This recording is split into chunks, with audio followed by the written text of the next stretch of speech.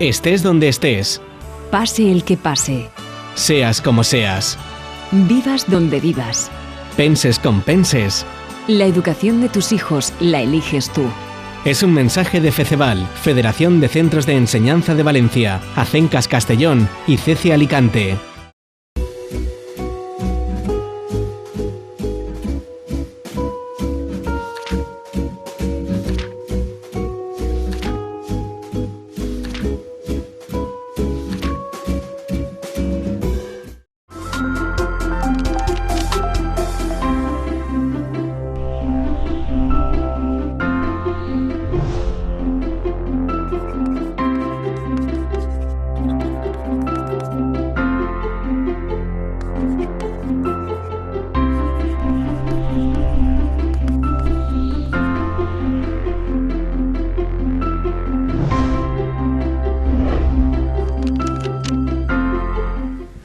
¿Qué tal? ¿Cómo están? Estamos en pleno mes de abril y hay dos cosas que preocupan, por un lado, a los ciudadanos de la Comunidad Valenciana, si se va a formar gobierno o no se va a formar gobierno en este país, pero a los que tienen hijos en edad escolar les preocupa quizá tanto o más la escolarización de cara al próximo curso. Ya se están conociendo noticias sobre las aulas, los colegios, las plazas que va a haber en muchos centros de la Comunidad Valenciana, pero los colegios concertados todavía continúan con una incertidumbre de qué es lo que tienen que hacer de cara al próximo curso, 2016-2017. En este programa ya saben que ponemos un papel en blanco todas las semanas para irlo llenando de reflexiones, de pensamientos, de comentarios que se hace. Hoy no en el aula habitual que tenemos en nuestro plató, con esa pizarra. Nos hemos trasladado hasta la ciudad de Valencia porque hoy estamos con componentes de las escuelas católicas de la Comunidad Valenciana y también de la Federación de Centros de Enseñanza de la Comunidad. Está con nosotros, y voy a presentar por este orden, Vicenta Rodríguez, presidenta de Escuelas Católicas. Vicenta, ¿qué tal? Muy buenas. Hola, muy buenas. Muchas gracias por venir a este aula que hoy hemos habilitado aquí. Y José Manuel Boquet, presidente de la Federación de Centros de Enseñanza de la Comunidad Valenciana, FECEVAL. Muy buenas, José Manuel, y muchas gracias por habilitar este aula A vuestra disposición. en el centro de esta bonita ciudad, como es Valencia. Yo antes de nada voy a preguntarles, para que empecemos un poco con la reflexión, ¿qué entiende, Vicente, qué entiende usted por libertad educativa? Bueno, cuando se habla de libertad educativa hablamos básicamente, entiendo yo, de la libertad de elección de centro por parte de los padres. Existen otras libertades, como es la creación de centros, y otras obligaciones, como son el mantenimiento de los centros privados, cuando se trata de enseñanzas obligatorias por parte de los poderes públicos. Pero centrándonos en lo que es la libertad de elección por parte de los padres, hay una cuestión que está muy clara, y es que la educación del niño nace en la familia.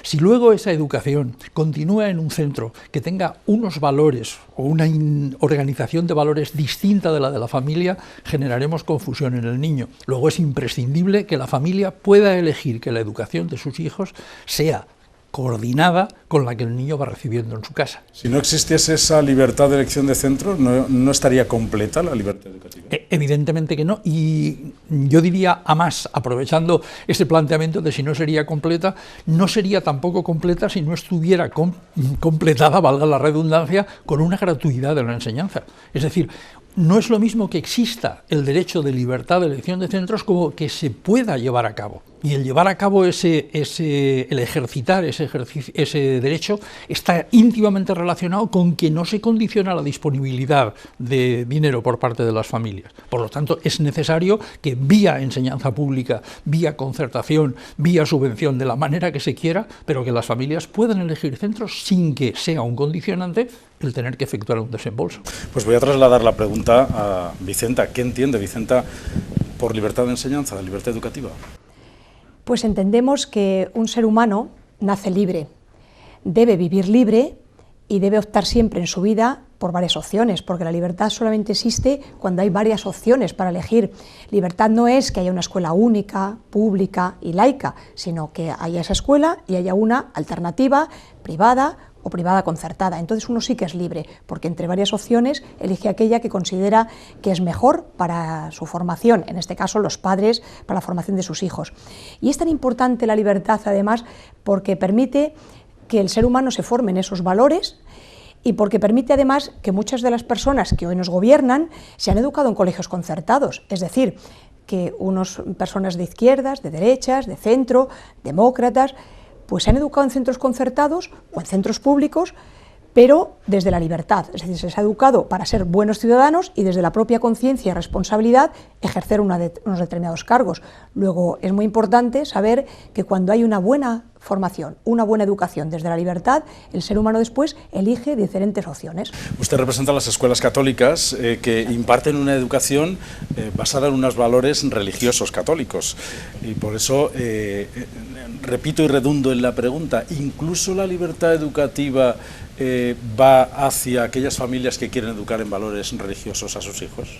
Evidentemente, claro. Y es más, hay muchas familias de creencias islámicas o judías que vienen a nuestros centros porque saben que ahí hay unos valores y un respeto a sus propias creencias y a sus propios principios. Entonces yo creo que eso es lo que nos hace grandes, el saber que la libertad permite optar entre varias opciones, vivir unos valores que son comunes a todo ser humano y que además de los valores creyentes católicos, o islámicos o hebreos, pues hay una formación de base que forma y que educa a la persona. Pues vamos a reflexionar, estirar un poco estos temas, vamos a hablar sobre la política educativa que se está desplegando en la Comunidad Valenciana y lo vamos a hacer escuchando en primer lugar al el que lleva las riendas de la educación en la comunidad, al conseller de Educación, Vicent Marsà, que hacía esta declaración de principios respecto a su manera de entender cómo se debe de dirigir la educación en la Comunitat Valenciana. Jo penso que aquest acte també és un bon exemple del que realment hauria de ser l'educació. Institucions que no competeixen, que col·laboren, que cooperen. Doncs no hem d'ensenyar a competir, hem d'ensenyar a cooperar. Hem de treballar conjuntament per aconseguir uns objectius comuns. Lo decía Vicent Marsà presentando la campaña Primavera Educativa, que ahora ya está casi en los últimos preparativos para que se celebre esa gran fiesta de la educación, en la que yo no sé, José Manuel, si se incluye dentro de esa reflexión a los colegios concertados, cuando dice tenemos que ir todos de la mano. Bueno, yo entiendo concretamente que debería de ser así, no puedo entrar dentro de lo que realmente en ese momento está pensando el conseller, pero hay una cosa que está clara, creo que hay un error clarísimo en la declaración que está efectuando. Dice concretamente como un deseo, como algo que sea positivo, el que los centros no compitan entre sí. Vamos a ver, yo voy a hacer una cita que creo que es interesante por el tipo de persona que es y su ideología. Me unió muy buena amistad con Ernest Lluch, muchos de los televidentes lo recordarán, fue ministro en el primer gobierno de Felipe González y luego fue asesinado por ETA. En una ocasión, hablando con él de los temas estos generales, era profesor mío, es decir, yo lo tuve en la Facultad de Valencia al principio, en los primeros años de los 70, lo tuve a él como profesor y luego quedó muy buena relación con él.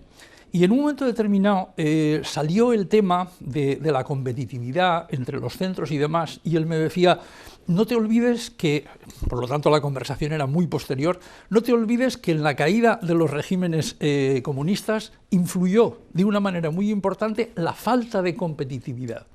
Es decir, nosotros entendemos que la enseñanza privada es muy útil al país por muchísimas cosas, y en concreto la enseñanza concertada, pero es muy útil para la enseñanza pública. El tener un competidor significa tener un punto de referencia, tener un estímulo para la mejora y la eficiencia, y tener, a fin de cuentas, una referencia para comparaciones y para mejora. Evidentemente, por lo menos existe la posibilidad de que eso fuera así. Luego, no coincido, no estoy de acuerdo con el conseller, en el que estoy de acuerdo en muchas otras cosas, pero no estoy de acuerdo en absoluto, porque yo entiendo que él concretamente está pensando en que esa competencia entre centros vaya simplemente únicamente al establecimiento de un ranking para que las familias elijan de una manera o de otra. Evidentemente, en ese aspecto sí que le daría la razón, porque los rankings son peligrosos, porque a fin de cuentas los resultados de los centros no dependen muchas veces de cómo se desarrolla la función, sino de la materia prima con la que se trabaja, o del entorno. Entonces, naturalmente, eso hay que evitarlo. Pero que el centro tenga un punto de referencia de comparación con un sistema distinto al que tenga el propio centro, es fundamental. y beneficiaría a todos. Y de hecho ya se compite, por ejemplo, con los criterios de escolarización, donde sí que hay, de alguna manera, ¿no? Podría dibujarse ese mapa donde hay una serie de criterios que dan puntuaciones que hacen que un alumno pueda ir o no a determinado centro, que por ejemplo ahora, Vicenta, se están cambiando esos criterios de escolarización, se están moldeando de otra manera que parece que están dejando en desventaja a muchos colegios concertados. ¿Qué opinas sobre lo que se está haciendo? Bueno, desventaja para la escuela pública y para la escuela concertada. Por ejemplo, el hecho de que se priorice a los hermanos es coherente. Los hermanos han de ir al mismo colegio, las familias no van a llevar a los niños a diferentes colegios. Entonces es coherente ese punto. Es coherente, por ejemplo, pues las discapacidades, el hecho de la mujer gestante, por ejemplo, que sea considerada como familia ya numerosa, que es un dato que en principio en el borrador no salía y que el decreto nuevo ha tenido que admitir, ¿no? Eso todo es coherente, beneficia tanto a la pública como a la concertada. Hay un dato muy interesante, la eliminación del distrito único. ¿Por qué se elimina el distrito único?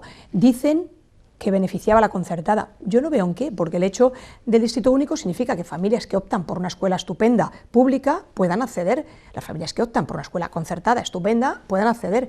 El problema de la zonificación es que de alguna manera te recortan las libertades, porque claro, el distrito, tu zona de influencia vale 10 puntos.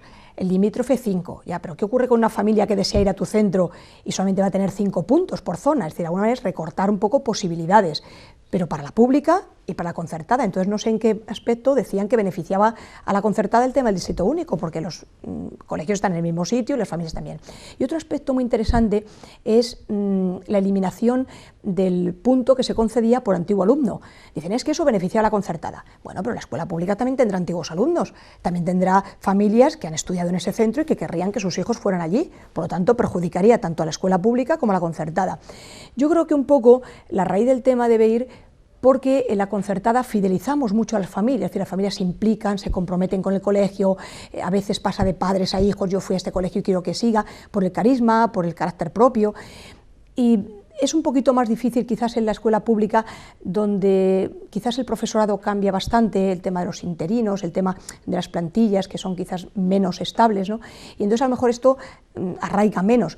Pero evidentemente antiguos alumnos hay en institutos públicos fenomenales que quisieran que sus hijos fueran allí y en nuestros centros. Entonces no sé por qué siempre nos achacan con que estos aspectos nos benefician a la concertada cuando eran iguales para todos, pública y concertada, y por lo tanto deberían beneficiar o perjudicar a unos u otros.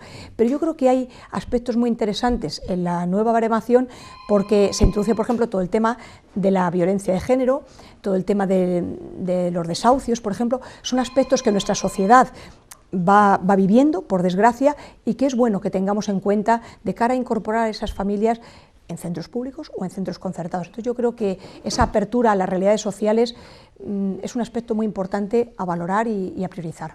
De hecho, precisamente uno de los valores o uno de los motivos que se bareman por parte de las familias a la hora de elegir un centro educativo muchas veces es ese, si se ha tenido una buena experiencia con un centro, es decir, es que yo quiero que mis hijos vayan al mismo colegio que fui yo, al mismo instituto donde yo me eduqué.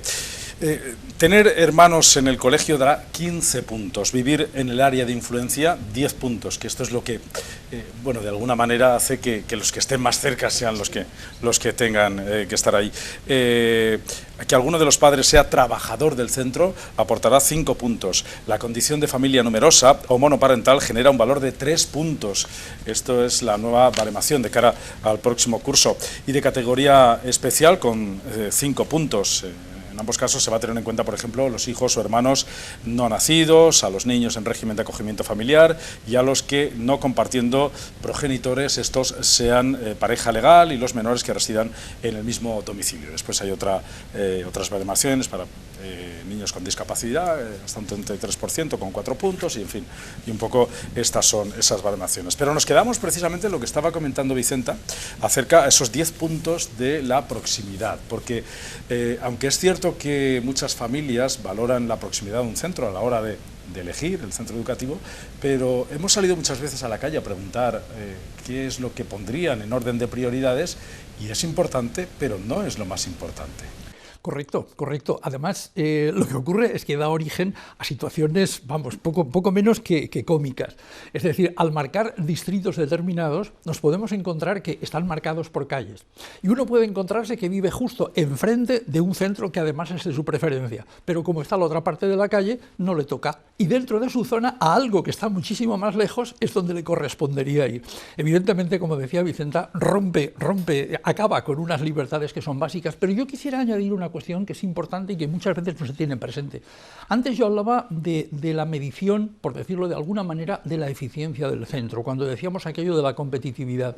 También los distritos ayudan de alguna manera, o pueden ayudar a eso de una manera o de otra. Si el distrito es único, todos los centros se comparan entre sí. Entonces, con lo que nos encontramos es que con los centros que tienen mejores resultados, que son más eficientes, que satisfacen más a las familias, tienen más demanda.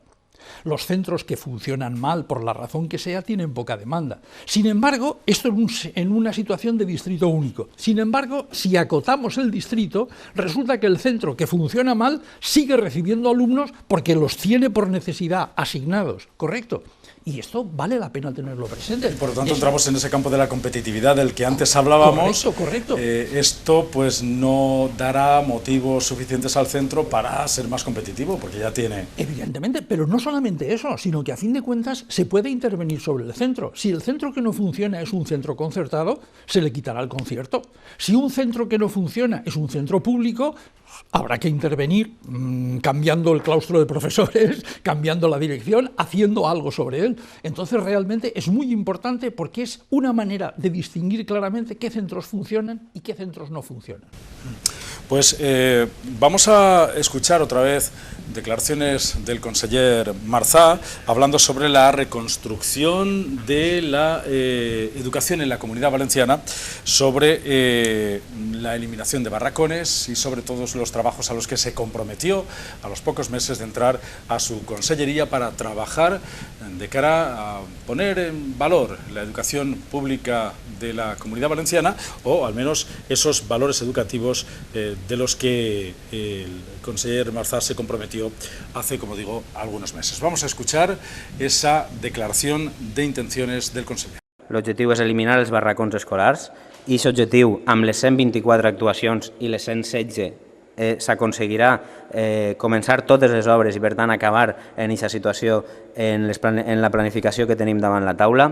Per fer això hem de ser molt més eficients, hem de ser transparents i hem de comptar amb la participació del conjunt de la comunitat educativa per a reconstruir l'educació valenciana, per a reconstruir-la en els valors del que hauria de ser l'educació de qualitat, els valors que el govern del Botànic ha posat damunt la taula, que és posar a les persones per damunt de tot, i ho anem a fer en infraestructures de qualitat, una gestió transparent i aconseguint que les aules siguin dignes com pertoca als nostres xiquets i xiquetes. Pues esta es esa declaración de intenciones que en todo momento siempre preguntamos, y yo les pregunto a los responsables de federaciones de colegios concertados, escuelas católicas que forman parte de esa red educativa también en la Comunidad Valenciana. ¿Notan que no se habla de los concertados cuando se hacen estos planes? Evidentemente lo notamos, lo sufrimos y nos indigna, por la sencilla razón de que realmente estamos hablando de mejorar las condiciones de las aulas de los centros públicos y nos parece absolutamente no perfecto, nos parece necesario. La enseñanza es algo lo suficientemente importante como para que aquellas instalaciones que se dedican a la educación estén en unas condiciones inmejorables. Pero efectivamente, ¿por qué estamos hablando de centros públicos y no de centros concertados?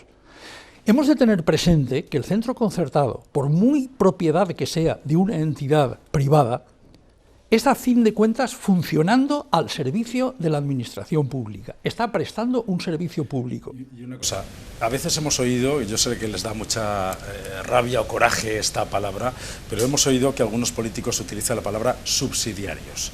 ¿Los concertados son subsidiarios a la educación pública? Evidentemente no. Pero yo quisiera acabar, antes de entrar en el tema, con el razonamiento que estaba haciendo. La Constitución dice que los poderes públicos ayudarán al mantenimiento, al sostenimiento de los centros, se entiende, que se dedican de forma gratuita a la impartición de la enseñanza. Y sin embargo resulta que cuando nosotros justificamos las subvenciones que recibimos para el funcionamiento del centro, no se nos permite, por ejemplo, hacer frente a las amortizaciones. Un edificio envejece, una maquinaria envejece, la sustitución de los mobiliarios puede contemplarse. Sin embargo, la amortización del edificio como tal es imposible. Por lo tanto, el envejecimiento de las aulas no se puede contrarrestar. Ahí realmente tendríamos que entrar en ello. Y respondiendo a la otra pregunta, la complementariedad, la subsidiariedad, por supuesto, naturalmente, que la enseñanza tiene que ser absolutamente complementaria, la concertada de la pública. Y además este es un tema que vale la pena tener presente, como que en otros sectores, por ejemplo, un sector muy claro es el sector del transporte. En el sector del transporte todos comprendemos perfectamente, y en la práctica se lleva así, el que la prestación del servicio se efectúa a través, hasta incluso Renfe está en proceso de privatización, que todo el mundo acepta sin ningún problema, entonces la prestación del servicio se efectúa por el sector privado.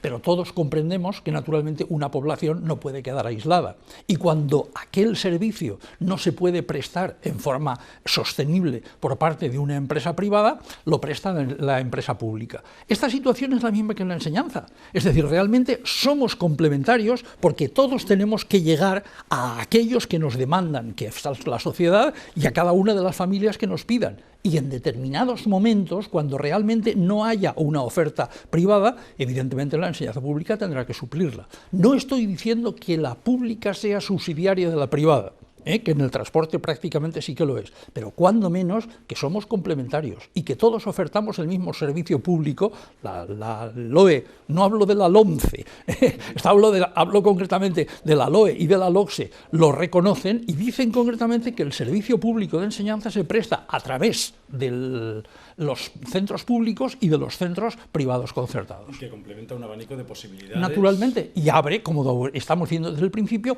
unas posibilidades de elección para las familias. Porque dice el conseller Marsá, reconstruir la educación con los valores del Pacto del Botánico, que entendemos que son la solidaridad, darle importancia a los valores humanos y estas cosas, ¿no? Que es de lo que pues también están presumiendo este gobierno. Pero la educación en valores, nadie tiene el modelo único de esa educación en valores. Aquí tenemos varios ejemplos, ¿no? Dentro de los colegios concertados hay diferentes modelos, ¿no? Con valores que quizá a veces se asemejan o se pueden acercar mucho porque todos buscan la construcción de una persona como ser humano, pero después hay algunos matices, ¿no? Por eso digo que no hay un modelo único. El modelo de ser humano es muy complicado, porque claro, hay seres humanos que unos pretenden educar de una determinada manera supuestamente neutra, porque la escuela pública dice que no tiene ideario, por lo tanto es neutra, pero no hay educación neutra, es decir, siempre se transmiten unos valores, que son los que dice Vicent Marsá, ¿no?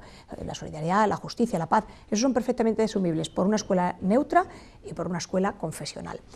Pero además nosotros, como concertada, añadimos ese plus que es nuestro carácter propio, nuestro ideario, que en unos casos, como son los colegios laicos, pues tienen sus propias cualidades y peculiaridades, y en el caso de los colegios concertados católicos, de escuelas católicas, es además los valores evangélicos, que además es muy curioso, porque las familias suelen elegir colegios concertados católicos precisamente por los valores que ofrecemos, además de los que los derechos humanos transmiten, ¿no? Entonces yo creo que ese plus de calidad que ofrecemos es lo que da riqueza a ese ser humano, que se le prepara y se le capacita para ser un ciudadano diferente en este mundo. Hoy todos los valores humanos son importantes y la ecología, por ejemplo, ha empezado a tomar carta importante, ¿no?, en esta sociedad, pero recordemos que la ecología ya desde San Francisco de Asís hasta el Papa Francisco pues ha pasado mucha trayectoria, pero ha sido siempre la Iglesia la que ha defendido el medio ambiente, la ecología, el respeto a la naturaleza, y ahora todo el mundo lo asume, que está muy bien, todos los partidos verdes, pero tienen un fondo y una raíz cristiana. Entonces yo creo que los valores confesionales pues no solamente no perjudican, sino que añaden y agrandan al ser humano. Y me consta, y Vicenta me lo podrá corroborar si es así o no, que incluso dentro del colectivo de escuelas católicas hay distintos modelos que aplican o enfatizan sobre... Evidentemente, en función un poquito de cada carisma o de cada carácter propio, pues hace más hincapié en unos aspectos o en otros, pero siempre hay un bagaje común, ¿no? Yo creo que todos los valores humanos que nosotros en nuestros centros, tanto los laicos como los confesionales, propugnamos y ofrecemos a la sociedad, son interesantes y necesarios. Y no hay nadie que diga que nuestros valores no merecen la pena. Entonces, a los del conseller Marsá, nosotros le añadimos los que nosotros como carácter propio tenemos, ¿no? Y matiza esta frase porque él ha terminado diciendo: queremos reconstruir la educación con los valores del Pacto del Botánico. Esto, ya sabe que los periodistas analizamos muy bien las frases sin llegarlas a sacar de contexto, pero miramos a ver qué es lo que puede haber detrás y por eso yo pregunto y repregunto. Es decir, lo peligroso o lo complicado sería que se convirtiera en un solo modelo de valores. Evidentemente. El peligro no se trata de un peligro, es ya una amenaza concreta y además materializada. Hay varias declaraciones últimamente y alarmantemente cada vez más frecuentes de políticos significativos del gobierno actual, tanto a nivel municipal como, o sea, por lo tanto local como autonómico, en el que se dice abiertamente que a través del sistema educativo se va a propiciar un cambio en la sociedad. El cambio en la sociedad, el Pacto del Botánico, no es el pacto de todos los valencianos. Evidentemente, el gobierno valenciano en este momento no está gobernando para los que lo votaron, está gobernando para la totalidad de los valencianos. Luego es su obligación respetar el derecho de opción política, religiosa, de valores morales, éticos, como se quiera llamar al planteamiento. Lingüística, territorial, de todos los aspectos, ¿no? Muy agradecido por ese apunte, sobre todo el lingüístico. Evidentemente, esto naturalmente es una obligación del gobierno, mantener las opciones abiertas, mantener la diversidad. No hay nada más relacionado con una verdadera democracia que la diversidad. Corea del Norte, Cuba, Venezuela, por el camino que lleva, no son precisamente ejemplos de diversidad. Cuando la diversidad se machaca, cuando realmente lo que se es un enfoque único, mal camino llevamos. Si lo que queremos es a través de un adoctrinamiento en la educación, conseguir que toda la gente piense de una manera determinada, que es la de unas personas que legítimamente han ganado, simplemente han ganado unas elecciones, mal camino lleva el país. I hablando de lingüística, i vaig a dir-ho en valencià, perquè en els col·legis concertats de FECEVAL, de los colegios católicos y demás, también hay mucha gente que parla valencià, que estudia en valencià, que té opcions valencianes, és a dir, que no... Evidentment, i a més no simplement és que existisca aquesta possibilitat, sinó que se trobem molt sovint en grups concrets de gent, en pobles, en alguns barris determinats de la capital, se trobem en grups sencers que reben millor la informació que va relacionada en tot el que és l'educació en la seva llengua pròpia, que és la valenciana. I sense que de ho comane, entonces el plantejament és que les classes s'imparteixen en valencià i no passa res, en absolut. Ho dic esto perquè no parega que de vegades se posa com a excusa, no? Que és que els concertats no volen la llina en valencià, és que els públics sí que tenim... No. La preferència n'hi ha una qüestió que està molt clara i no tenim que enganyar-se. Realment el que ocorreix és que en les capitals se parla menys el valencià que el castellà i en les capitals és on més introduïda està l'ensenyament concertat. Entonces, naturalment, és una conseqüència lògica que els centres concertats tinguin més línies en castellà que en valencià i és una conseqüència lògica que sigui en la Ribera, en la Safor, en les comarques on se parla exclusivament quasi el valencià, siguin les línies valencianes les que naturalment siguin les predominants, normal. I parlant de les línies d'idiomes i de les llengües que se parlen en los col·legis, tant públics com concertats o privats, los idiomas es algo importantísimo. Es decir, que antes estábamos hablando de competitividad, de cómo poner en valor a unos colegios con otros, y yo me he dado cuenta, y en estas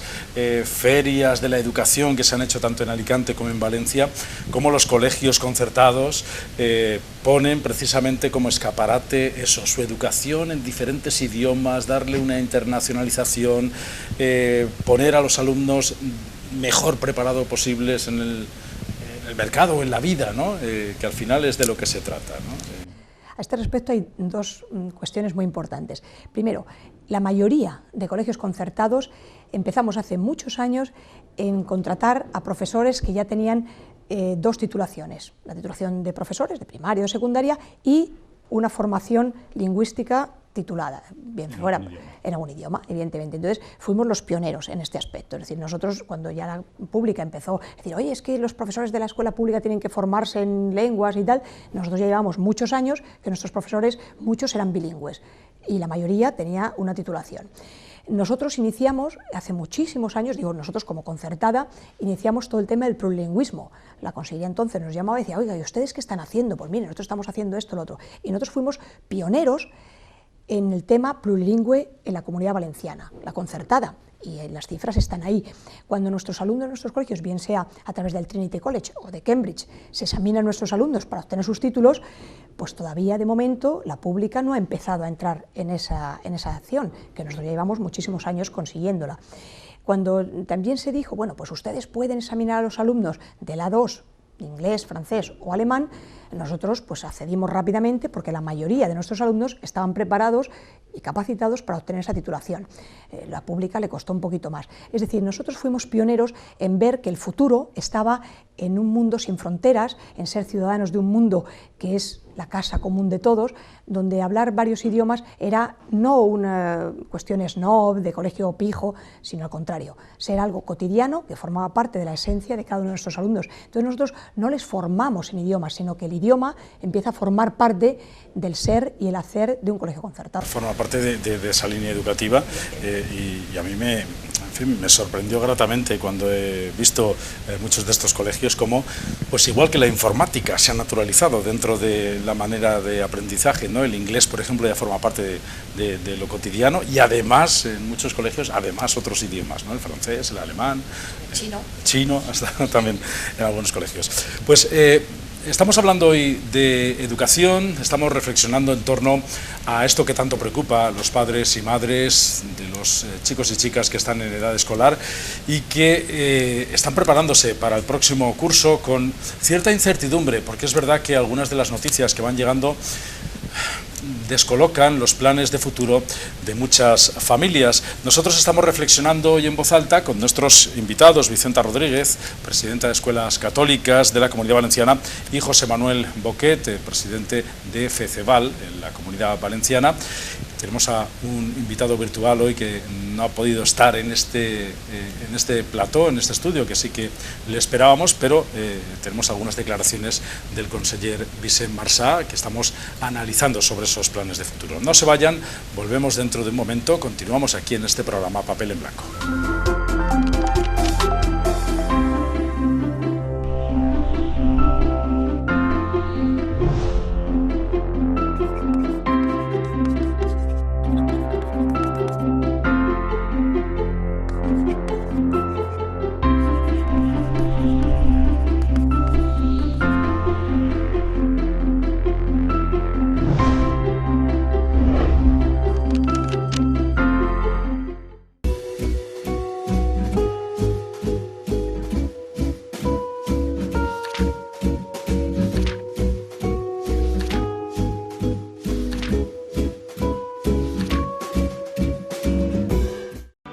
Estés donde estés. Pase el que pase. Seas como seas. Vivas donde vivas. Penses com penses. La educación de tus hijos la eliges tú. Es un mensaje de FECEVAL, Federación de Centros de Enseñanza de Valencia, Acencas Castellón y CECE Alicante.